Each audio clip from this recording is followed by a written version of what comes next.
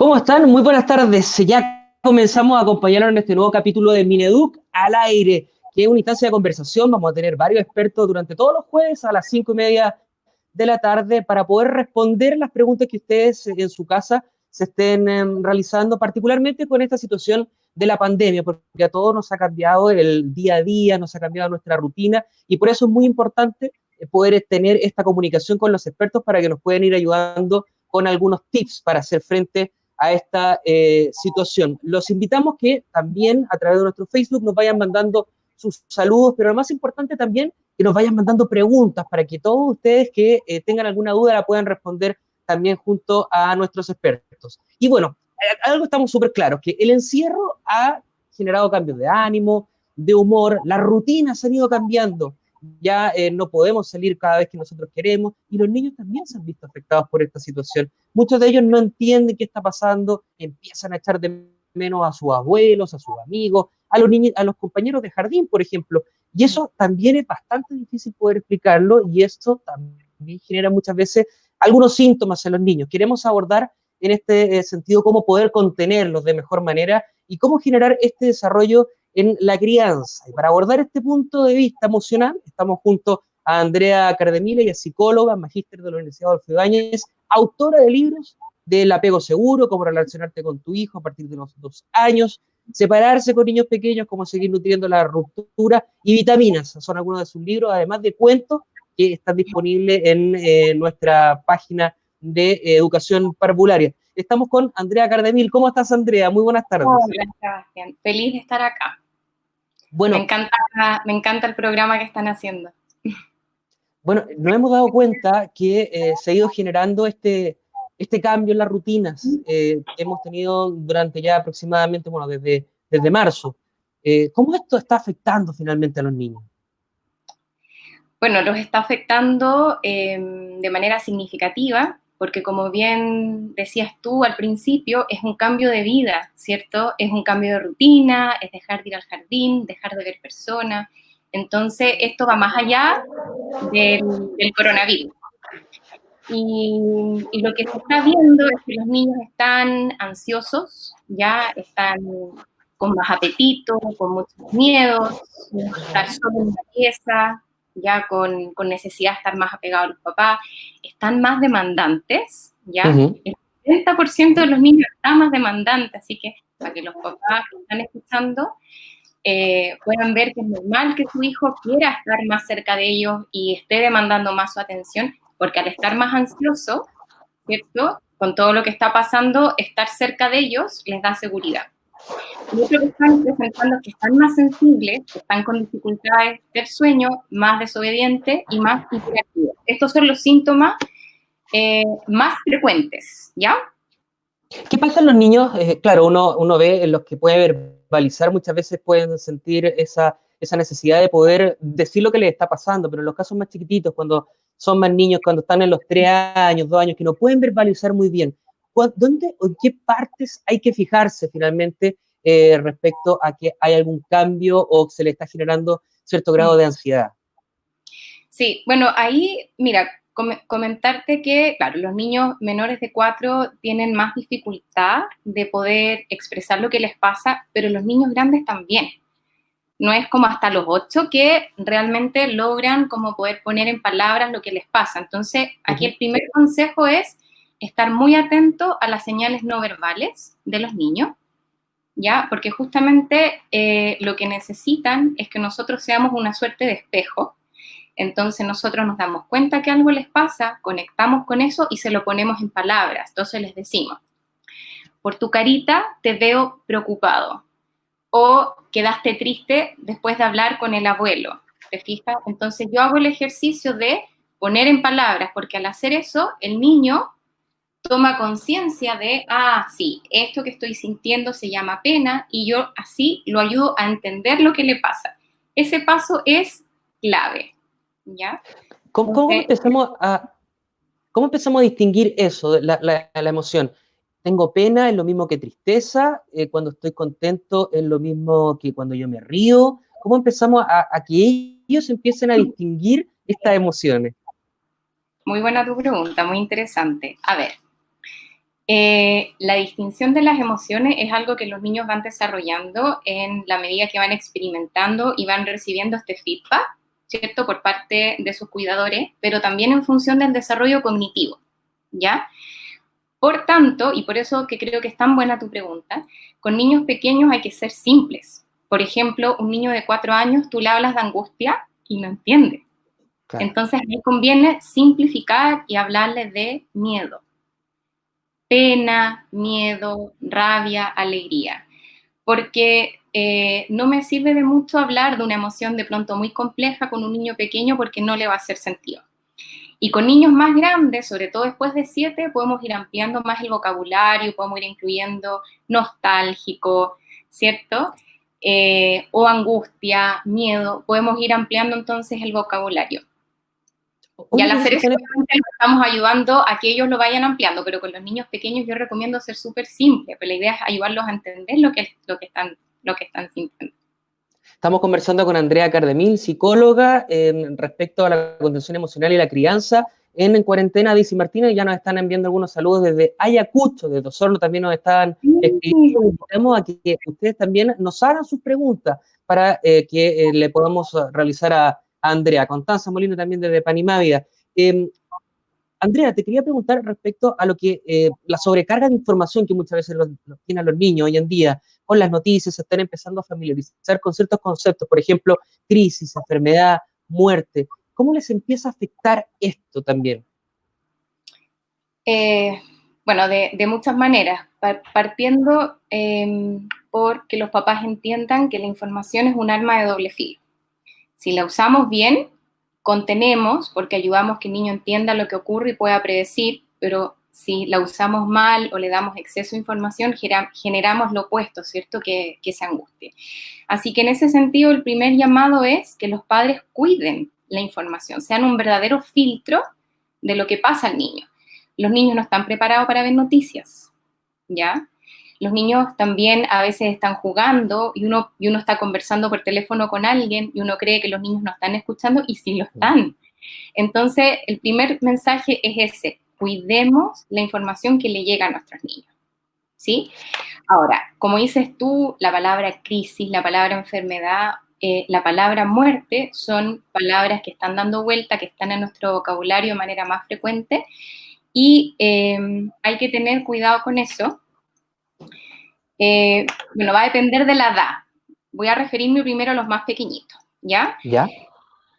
Yo siempre le digo a los papás, deteniéndome en lo que es enfermedad, ¿ya? Explicarle a los niños que existen enfermedades chiquititas, enfermedades medianas y enfermedades grandes, porque ellos van a empezar a relacionar el coronavirus, ¿cierto? Que de pronto mi abuelo se murió de coronavirus con cualquier enfermedad, entonces pues la mamá va a estar con un dolor de guatita y va a decir, no quiero comer porque estoy enferma, y el niño va a pensar entonces que de pronto la mamá también se puede morir, como le pasó al abuelo. Entonces, con los niños a veces conviene ser súper concreto. Ellos tienen que saber que el coronavirus es una enfermedad, pero que no todas las enfermedades son iguales, ¿ya? Y cierto que no todas las enfermedades son graves. Entonces, yo ahí recomiendo ser así de concreto.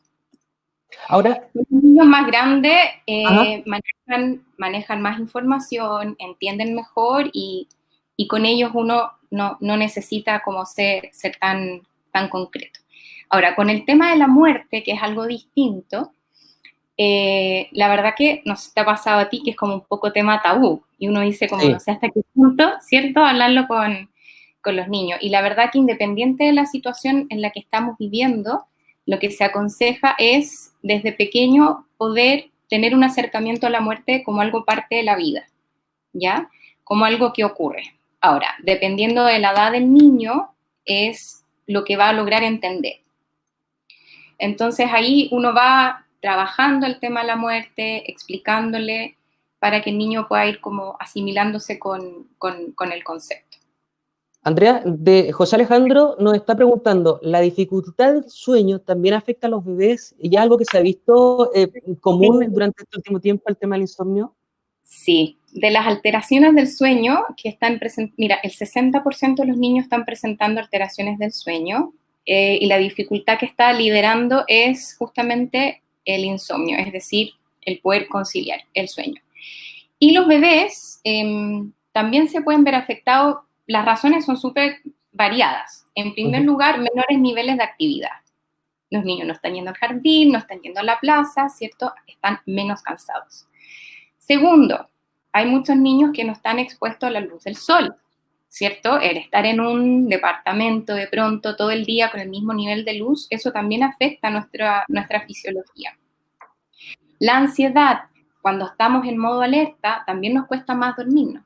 Y lo otro es que a veces las rutinas, producto del teletrabajo y toda la demanda que tenemos, las rutinas también se han visto afectadas. Entonces, muchas veces los papás están haciendo que los niños se acuesten más tarde para que se levanten más temprano, o a veces no alcanzan a acostarlo, o a veces no han podido estar en el día con ellos.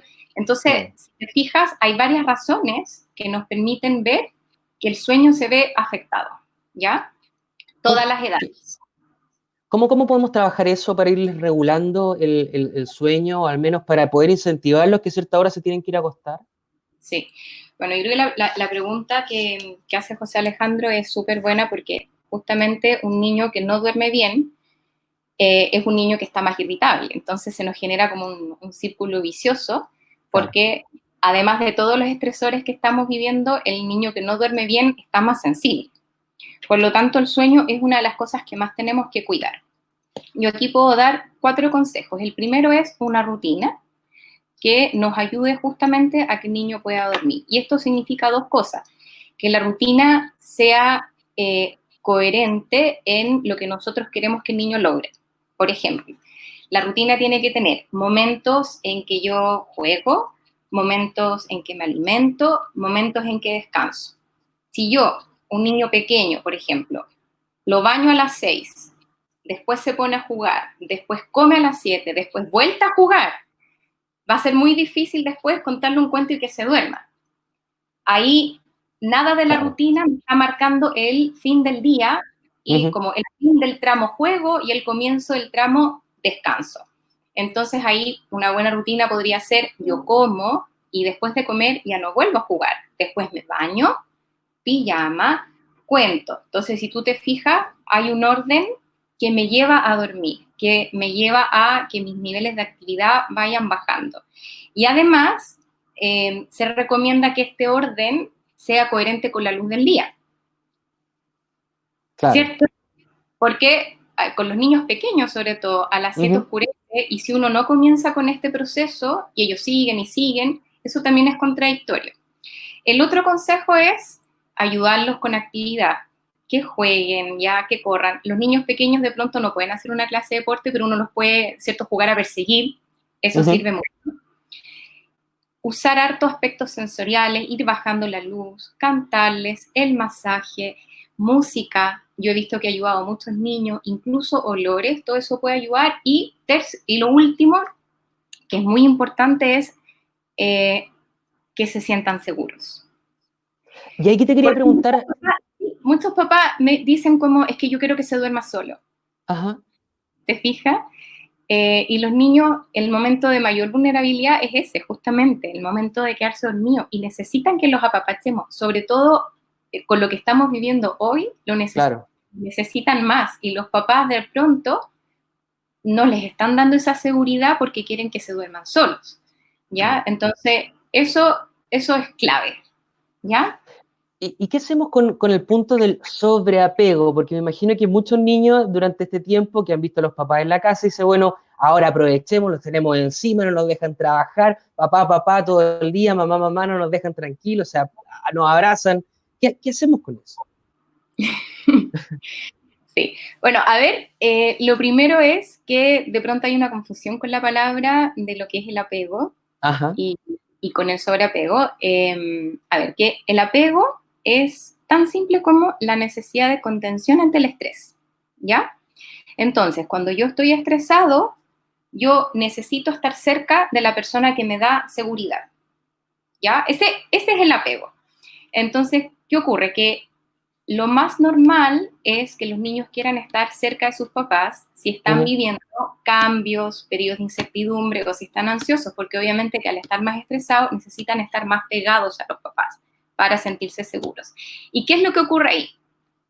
Que ellos nos buscan. ¿cierto? Y si nosotros les damos la seguridad que están buscando en ese momento, el contacto, la atención y la conexión, ellos quedan llenitos, se tranquilizan y pueden volver a explorar o a distanciarse.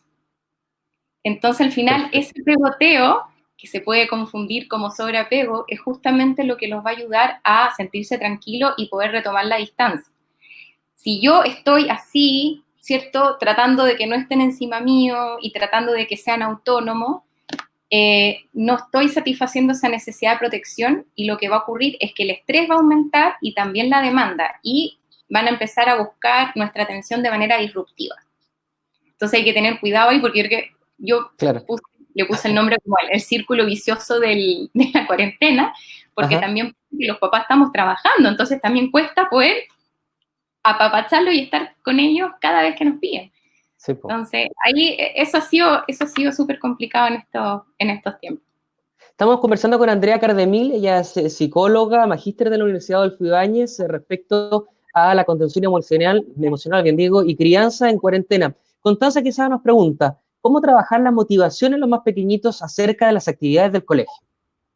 Ya, hoy las preguntas han estado todas muy, muy buenas. Bueno, el tema de colegio es un temazo y obviamente que también la respuesta depende de la edad del niño, así que ahora me voy a centrar en los más pequeñitos en función de la pregunta de Constanza. Lo primero que tenemos que tener en cuenta es que en este minuto lo más importante es el bienestar emocional de los niños, ¿ya? Y que por tanto el colegio y el aprendizaje queda secundario a eso. Por lo tanto, si nuestro hijo anda contento y lo que el colegio nos brinda ayuda y mi hijo se conecta, maravilloso. Pero si el colegio se convierte en un estrés, entonces ahí lo que tiene que primar es el bienestar del niño, ¿ya? Que no sea una batalla. Teniendo eso en cuenta, hay que entender también que los niños tienen periodos de atención muy cortitos y que online son aún más cortitos. El aprendizaje de los niños pequeños es vincular y experiencial. Uh-huh. Entonces, está pasando mucho que los papás quieren que el colegio esté como toda la mañana con los niños pequeños para que ellos puedan trabajar y eso es algo que no puede ocurrir porque los niños necesitan hacer cosas con alguien, ¿te Claro. fijas? Entonces, cuando nosotros entendemos cómo aprenden los niños, que sus periodos de concentración son tan cortitos, podemos entender que tenerlos conectados mucho tiempo, en verdad, no es adecuado, ¿ya? Entonces, ahí, teniendo como todo eso en cuenta, yo le podría decir a la mamá que puede ayudarla a tener una rutina donde el niño se despierte, se vista para partir el día y se conecte y que esté ahí lo que pueda. Cuando ya no pueda más, mamá apaga la pantalla y nada más. Lo que están haciendo muchos papás es que lo que el niño no alcanza a percibir, ellos quedan atentos y durante el día trabajan las actividades con los niños. Andrea, quiero llevarte nuevamente el tema de la sensación de incertidumbre. Tú me decías, más rutina, eso también genera certeza en los niños de tener su día a día, de tener su horario bien establecido. Pero esta sensación de incertidumbre que tenemos los adultos, de angustia también, de no poder ver a nuestros seres queridos, ¿cómo no transmitírsela a los niños? En el fondo, que el niño diga, sabes papá, sabes mamá, tengo mucho susto de lo que va a pasar y que uno no le tenga que decir, pucha, yo también no tengo idea de lo que va a pasar. ¿Cómo manejarlo desde ese punto de vista para darles certeza y tranquilidad a los niños? Uh-huh. Bueno, a ver, de partida estamos en una situación de mucha incertidumbre y yo creo que también ese es uno de los grandes aprendizajes para nosotros como adultos, poder lidiar con eso. Y ahí mi primer consejo, porque antes de regular a mi hijo me tengo que regular yo. Entonces el Claro. primero que tiene que trabajar un poco la incertidumbre es el adulto. Y por ahí dicen, donde pones tu atención va el pensamiento. Entonces, ok, no sé hasta cuándo va a durar esto, no sé cuándo voy a volver a ver a mis papás, ¿cierto? Y eso no depende de mí, entonces voy a focalizar mi atención en lo que sí depende, en qué me voy a concentrar, qué cosas puedo controlar, ¿ya? O qué necesito para estar bien mientras estemos en este periodo. Y focalizar mi atención en eso me va a ayudar a mí a sentirme más tranquila porque me va a dar sensación de control. Con respecto a los niños, cuando un niño a mí me dice que estoy chato de la cuarentena, Claro. ¿ya? Ahí lo primero es poder conectar con lo que le pasa al niño y validarlo y decirle, lo sé, yo sé que estás chato, yo también estoy chata. ¿Por qué? Porque los papás tienden a creer que regular un niño es que no sienta lo que está sintiendo. Entonces el niño nos dice, estoy chato, y uno dice, pero ¿por qué estás chato si estamos haciendo juegos y estás en la casa con nosotros? O estoy triste. No tienes que estar triste, tienes que estar bien, tienes que ser valiente. Por lo general, los papás actúan como en esa línea porque creen que abordar la emoción no está bien. ¿Ya? Así que el primer mensaje es, lo que un niño necesita es que nosotros conectemos con lo que le pasa, como hablábamos al comienzo, se lo pongamos en palabra y le digamos, te entiendo. Es normal que te sientas así. E incluso decir, yo también lo siento. Nosotros como papás también podemos mostrar esa vulnerabilidad y no pasa nada. ¿Ya? Es clave eso porque también se va mejorando la relación papá-hijo, mamá-hija, que en el fondo dice, me está entendiendo, o sea, puedo también confesarle otras cosas. Es que eso genera una conexión tan bonita porque nosotros siempre necesitamos estar conectados con otros, pero en momentos de estrés esa necesidad es aún más importante, ¿ya? Porque el niño no tiene ni la madurez ni los recursos para poder regular ese estrés. Entonces, además de la conexión, necesita de nuestra asistencia. Y nosotros somos una generación que crecimos con el mensaje que las emociones son malas, que las emociones se tienen que ir rápidamente. Entonces, cuando nuestro hijo está con estrés, hacemos eso, tratamos que se vaya, en vez de conectar y decirle, yo sé que te sientes así y te entiendo. Y es normal que te sientas así.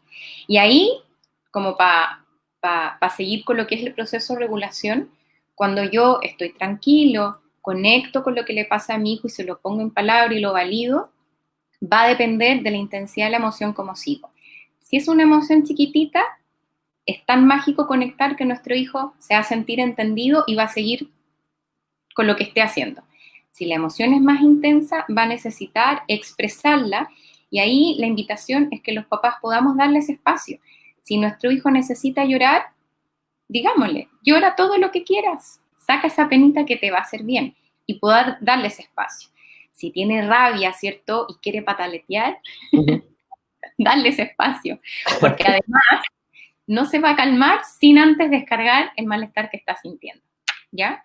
Y ahí cuando la emoción empieza a bajar, y esto es algo súper importante, nuestro hijo podemos retomar, va a estar más tranquilo como para poder pensar o buscar una solución. Entonces, si es que está triste porque no ve a los amigos, cuando llegamos a este punto de mayor calma, podemos buscar algo que lo ayude.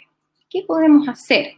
No podemos ver, no puedes ir a la casa de tu amigo como tú quieres, pero necesitas ver a tus amigos. Entonces, hagamos algo por Zoom. Y ahí quizás nuestro hijo nos dice, sí, pero ¿de qué vamos a hablar? Porque los niños no tienen nuestra madurez para instalar una conversación así online, ¿cierto? Claro. Es verdad, entonces decimos, sí, yo sé que eso te complica. ¿Y si organizamos una película en conjunto?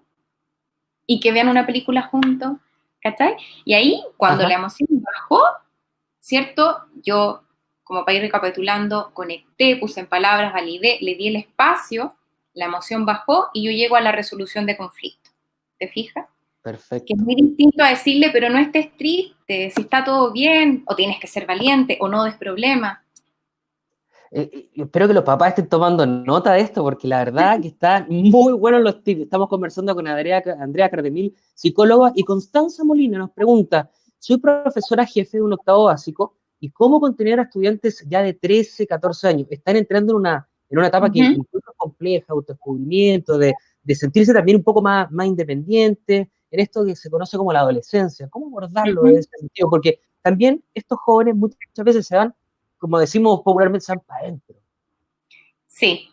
Bueno, ahí el proceso de regulación es el mismo, ya que Ujú. es estar nosotros tranquilos, ya para poder generar la calma que necesita el niño y poder conectar con lo que le pasa y ponerle en palabra. Lo que pasa con el adolescente, que te va conversando mucho, ¿cierto? Pensemos en el que te habla, después nos vamos Ajá. al más ¿El que nos callado. habla? Claro. Es que pasa esto y que pasa esto otro, ¿cierto? Entonces nosotros lo escuchamos y vamos devolviéndole. Sí, yo sé que eso te da rabia, yo sé que eso es súper importante para ti, te entiendo y lo escucho, ¿ya? Y cuando la emoción baja, ahí ofrecemos una solución o una explicación. Por lo general, los adultos, no solamente los profesores, sino que los papás en general, Ujú. somos muy de ofrecer una solución al tiro. Entonces nuestro adolescente nos dice lo que le pasa y nosotros al tiro le decimos, ah, pero haz esto. ¿Y qué nos dicen? Es que tú no me entiendes. Es que estás Claro. viendo las cosas muy negativas, es que tú no me entiendes y eso los irrita más y el estrés en vez de bajar aumenta.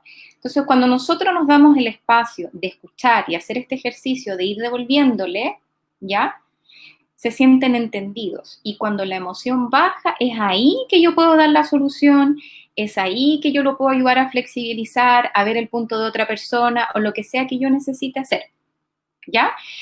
Eso es súper importante. Y otra cosa que ocurre harto con los adolescentes y que les va a ayudar mucho es que a veces los papás se quedan en el contenido de lo que el niño dice y no en la emoción. Por ejemplo, es que Ujú. tú eres la mamá más injusta del mundo, por decir algo. Claro. Entonces la mamá empieza, pero ¿cómo me dices eso? Yo no soy injusta, yo trato de ser justa. Nos quedamos en el contenido y con eso lo único que hacemos es echar carbón al Más fuego. leña al fuego, claro. En vez de decirle, te veo que estás muy enojado, sé que te molestó mucho lo que te dije, el reflejo de la emoción, porque mientras la emoción está en curso, nuestro hijo no va a razonar. Entonces conviene conectar, darle ese espacio y después le podemos decir, yo entiendo que pienses eso, no es mi intención ser así, me gustaría poder explicarte mi punto de vista. Después viene eso Ujú. otro, no digo que esté mal, digo que el timing como que no es adecuado. Y en el caso del adolescente que les cuesta un poco más hablar, de partida tenemos que entender que hay veces en que el niño necesita estar solo. Ya las personalidades más introvertidas, antes de poder hablar, necesitan decantar solos. Eso también, no solo los adolescentes, ojo, también hay muchos adultos que necesitan eso antes de poder hablar. Y Ujú. darle espacio. Y uno dice, ok, veo que no estás preparado para hablar ahora, lo entiendo, voy a estar atento para cuando lo estés o voy a volver más ratito. Y si es alguien que le cuesta hablar y no es que esté pidiendo espacio, sino que simplemente le cuesta, nosotros podemos estar atentos a lo no verbal y podemos decirle, yo veo que eso a ti te da pena. Y quizás nuestro hijo no nos va a responder, pero ya el mero hecho de ponérselo en palabra, estamos marcando la diferencia. Le estamos mostrando que podemos hablar de las emociones, que no pasa nada, y con el tiempo nuestro hijo va a empezar a sentirse más seguro como para poder expresar lo que le pasa. Andrea, el encierro no ha sido fácil para los niños, pero sobre todo para los más chiquititos que no pueden salir de la Para casa. nosotros un poco. Pero en muchos casos, la realidad es que muchos viven en departamentos sin terraza, viven en espacios reducidos. ¿Qué actividades puedes recomendar a los papás para que puedan mantener entretenidos a los niños pensando que tienen que botar energía y también tienen que recibir estímulos? Sí. Bueno, partamos por que no todos los niños tienen los mismos niveles de actividad, porque hay niños que necesitan gastar más energía que otros, cosa que si hay un papá que su hijo no está haciendo mayor ejercicio y está bien, que se quede tranquilo, que no todos los niños Ajá. necesitan lo mismo. Pero el niño que sí necesita botar energía, es una muy buena idea que bailen, ¿cierto? Ya. Que hay en Instagram, hay muchas cuentas que están transmitiendo en vivo eh, ejercicios, baile, y ahí incorporarlo eso dentro de la rutina, como por ejemplo todos los días a las 6 bailamos, ¿ya? Con los niños más pequeños que no van a poder seguir una clase, lo ideal ahí es correr detrás de ellos nomás. Además, además es un juego que genera mucha conexión, porque esto de ser perseguido a los niños les encanta, ¿ya? Así que ahí matamos 2 pájaros al tiro, que hace ejercicio y además lo dejamos con la batería, ¿cierto?, afectiva muy, muy llenita. Y eso es lo que se puede hacer: baile, ejercicio, karate, ¿cierto? Hay un montón de actividades dando vueltas. Sí, está en Corremos, YouTube. sí, y corremos las mesas. O sea, yo creo que ahora tenemos que ambientar nuestros espacios un poco a favor de lo que necesitamos. Se corre la mesa de centro, lo que sea que haya, se genera el espacio, ¿cierto?, como para poder hacer estas cosas. Nos queda poquito tiempo, Andrea. Mira, Marta María Tapio nos envía saludos también. Excelente y oportuno los consejos. Clarita, la psicóloga, nos comenta ahí justamente a través de nuestros comentarios en Facebook. Me encantaron todas tus orientaciones. Como madre me servirán mucho. Esperemos que los papás también anoten todos los detalles respecto a esto. El tema de las clases, Andrea, ¿cómo poder generar el espacio para que los niños se puedan enfocar en la clase online y que no pierdan esta concentración? Algo que nos hemos tenido que ir también habituando durante estos últimos meses. Sí. Bueno, lo primero es, ya hablamos de los chiquititos, me voy a ir un poco más de primero para arriba, quizás de 7 para arriba. Lo primero es buscar un lugar en la casa que sea para eso. Los niños son súper concretos y dependientes de sus ambientes. Entonces, la primera gran dificultad del colegio en casa es que la casa es el lugar de juego, es el lugar de descanso. Entonces, esto de hacer tareas en la casa es complejo. Entonces, cuando definimos un límite físico, los podemos ayudar a al menos relacionar ese espacio a trabajo. Con los niños más grandes, pueden elegirlo ellos, porque de pronto un adolescente se siente cómodo en su pieza, acostado en la cama, y eso está bien, ¿ya? Ya. Con los niños pequeños uno puede ser un poco más directivo, con los niños más grandes darles más libertad. Luego, una rutina, ¿ya? Como lo veníamos conversando anteriormente, la rutina tiene que marcar tramos: el momento de trabajar, momento de compartir, momento de jugar.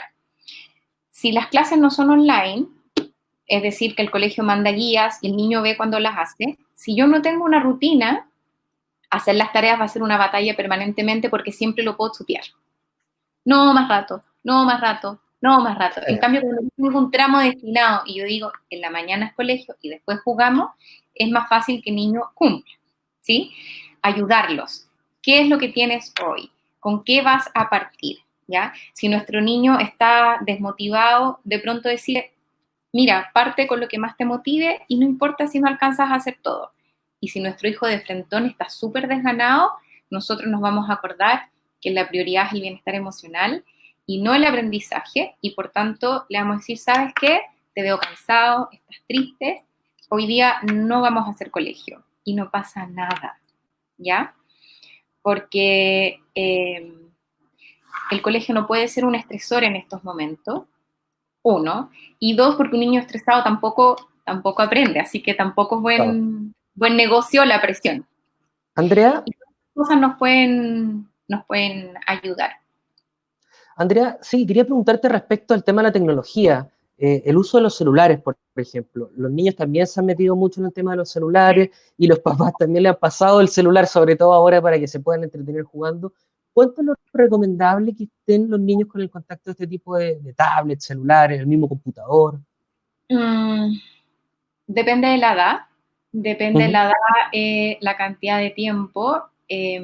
Después yo puedo quizás dar unos links que podemos dejar, ¿cierto?, para que las personas se puedan meter. Pero en este minuto la verdad es que no son tiempos de ser muy estricto con el tema de las pantallas, porque estamos en una situación límite, ¿cierto?, en una situación extraordinaria, y yo no quiero que el tema de las pantallas genere culpa a los papás o sea un estresor más. Entonces el mensaje es, tratemos que estén lo menos posible, ¿ya? De todas las pantallas, yo les digo a los papás, prioricemos la tele por sobre el iPad, por sobre el celular. 1, porque el celular y el iPad está así. Claro. 2, sobre todo a los niños pequeños, YouTube, por ejemplo, es pura estimulación, porque ven un video, después aparece otro más entretenido y se saltan, y es todo este rato, que es muy distinto a estar sentado con un televisor lejos, viendo un capítulo de un mono que promueve desarrollo socioemocional, entre comillas, ya de contenido Ajá. adecuado, ya con un capítulo que tiene un principio y un final, ya, por lo tanto lo que ve le hace sentido y además es más fácil cortarlo. Entonces, también es como, tratemos que estén los menos posible, de pronto dejemos las pantallas para cuando no podamos cuidarlo y tengamos una reunión, y que cuando estemos disponibles no usen pantalla, y de todas las pantallas, elegir la televisión, con programas con contenido adecuado. Ese es el mensaje que yo le puedo dar a los papás. Andrea, tú tienes varios cuentos y varios herramientas que están disponibles en la red para todos los papás. Por ejemplo, en la página de nuestro portal de educación parvularia hay algunos materiales. ¿Dónde los pueden encontrar? Porque también hay muchos tips en estos mismos cuentos. Sí, bueno, yo hice unos cuentos para los niños más pequeños, ya así nace Hibernando, que es la historia de un osito que está hibernando en la cueva con, con su familia y no puede salir Ajá. porque es invierno y hace mucho frío. Y ahí han ido surgiendo otros cuentos más. Voy a mostrar el último, que es Filipo se enoja, ¿ya? Como para que los puedan identificar. Estos cuentos son gratuitos, ¿ya? Están en formato digital y los pueden encontrar en mi página web o meterse a mi Instagram y ahí también está el link. Andrea Cardemil, mi Instagram, y mi página web es www.andreacardemil.com. Bien fácil. Y ahí se van a Filipo y los descargan de manera gratuita. Bien, por último, muy cortito, muy breve, ¿qué mensaje le podemos entregar a los papás hoy en día que también tienen sobre expectativas respecto a sí mismos en estos momentos? Ser súper papás, ser los mejores contenedores emocionales, a ser los superhéroes en este tiempo que además tienen que afrontar su propia realidad. ¿Qué mensaje le podemos entregar a ellos? A ver, dos mensajes les quiero entregar. En pandemia, el super papá es el papá que hace lo que puede. Ese es el super papá. Yo me siento una verdadera heroína con 3 niños en un departamento, debo decirlo, y estoy haciendo lo Ajá. mejor que puedo, y eso implica equivocarme, implica hacer cosas que normalmente no hago en otros tiempos. Ser super papá hoy es hacer las cosas lo mejor que se pueda dentro de la situación en que uno se encuentra. Así que el llamado también ahí es expectativas realistas, bajar exigencia, no es momento del superaprendizaje, de la autonomía, a la autocompasión. ¿Cómo me hablo a mí misma cuando las cosas no me resultan, cuando me equivoco? ¿Qué mensaje me hablo con cariño o soy crítica? Y el segundo consejo es el autocuidado. Eso, Sebastián, es clave. ¿Ya? El factor protector más importante en crisis siempre va a ser el estado mental del papá. Por lo tanto, mi consejo es que se cuiden y que al cuidarse ellos y tratar de estar tranquilos, sus niños van a estar bien. Bien, Andrea, muchísimas gracias por conversar con nosotros, entregarnos todos estos tips para los papás. Esperemos que hayan tomado nota todos los papás y muchísimas gracias. andreacardemil.cl, esa es la página para que puedan encontrar .com. Sí, o mi Instagram, que es Andrea Cardemil, también pueden encontrarlos ahí.